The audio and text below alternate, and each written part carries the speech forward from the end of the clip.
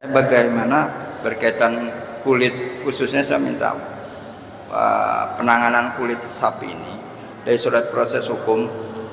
Apakah kita, kalau saya baca Rasulullah, kisah-kisahnya itu di dalam pemotongan hewan kurban itu dipotong-potong kulit sapi.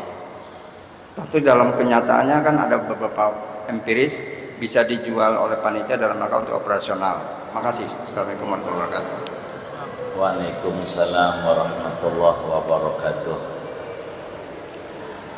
Jadi bagaimana dengan kulit ini terkait dengan kurban? Jadi kulit, Nabi menyampaikan terkait dengan kulit, man ba'a, dalam hadis yang sahih, nanti di depan juga ada, tapi belum ketemu materinya. Kata Nabi, man ba'a jilda udhiyatihi fala udhiyatalah. Kata Nabi, siapa orang yang menjual kulit dari hewan kurbannya, maka tidak sah kurbannya, tidak ada nilai kurban baginya. Artinya kulit ini bagaimana dengan kurban? Maka kulit ini diharamkan dijual. Oleh siapa yang menjual? Oleh si pengurban. Lihat redaksi hadisnya, man ba'a jilda udhiyatihi, siapa orang yang menjual kulit hewan kurbannya dia. Kita ngurban kambing, kita jual tuh kulit, maka tidak ada nilai kurban kalau kulitnya dijual oleh kita si pengurban. Kita si pengurban. Apa makna menjual? Menjual ini maknanya banyak. Menjual ini bisa jadi dijadikan upah, itu sama dengan menjual. Artinya ketika kita ngurban, menyuruh di panitia masjid Manaratul Amal, lalu kemudian kita nggak upahin yang motong, jadi upahnya apa? Kulit. Ini sama dengan menjual kulit, dan kulitnya bukan kurban tapi sebagai imbalan upah daripada motongnya dia. Yang kayak begini enggak jadi kurbannya, nanti di akhirat naik kambing ora ada kulitnya, enggak ada kulitnya. Jadi bagaimana supaya kita tidak menjual kulit kurban? Kulitnya upahin. Berapa biaya motongnya?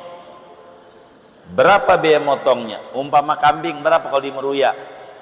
Kambing motongnya 3 juta. Berapa?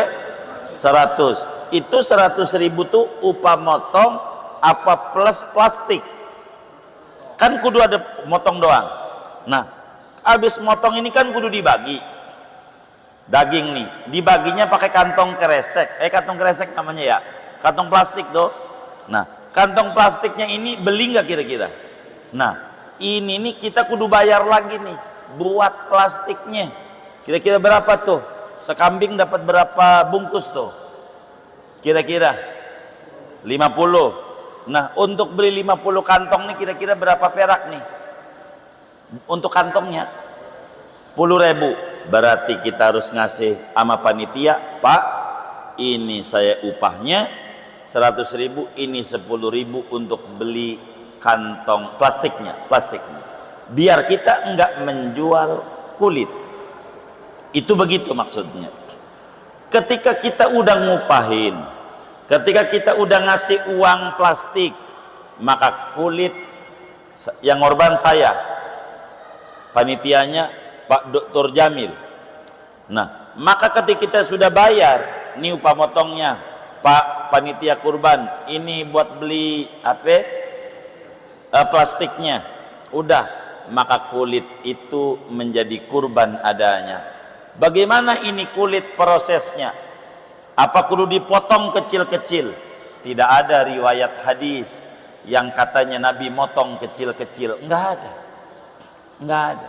Potong kecil-kecil. Buat apaan ini kulit? Kagak ada manfaat.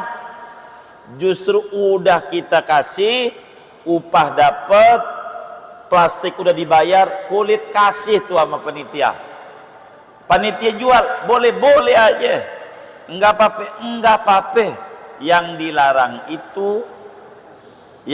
itu si pengurban, atau si pengurbannya kagak ngasih upah, nggak ngasih uang plastik, dan itunya dijadikan upah, sama juga. Itu bakal jadi masalah. Nggak apa-apa dijual, nggak apa-apa. Setelah dijual buat apaan kulitnya? Setelah dijual, terserah panitia mau duit dari kulit itu kemudian dimasukin lagi di kantong sehingga si orang mustahik dapat daging juga dan dapat duit 20 atau 30 ribu, silahkan.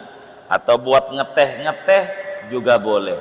Begitu. Kalau dibuang, bilang saya, dibuangnya di mana tuh duit? Begitu. Saudara, enggak apa-apa.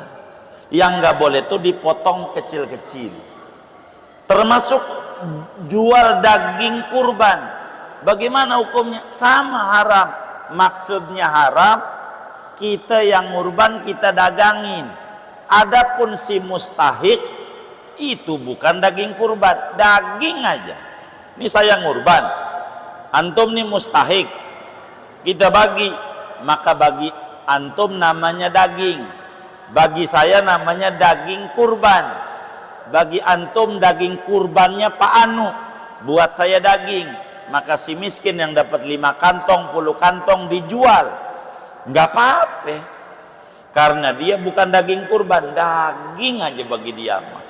Yang disebut daging kurban tuh bagi si pengurban. Itu begitu. Oleh karena itu kulit jangan dipotong kecil-kecil, jangan.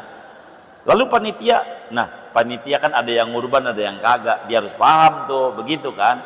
Kalau dia juga sebagai pengurban, kayak tadi lagi, iuran juga dia. Biar dia jangan sampai makan begituan. Ini berbicara dengan kulit. Nanti di depan pada bab kurban, mudah-mudahan si minggu depan. Tapi ini masih lama masalahnya. Masih baru halaman 7 tadi. Halaman 5. Oh 5. Begitu. Ada berapa halaman itu ya?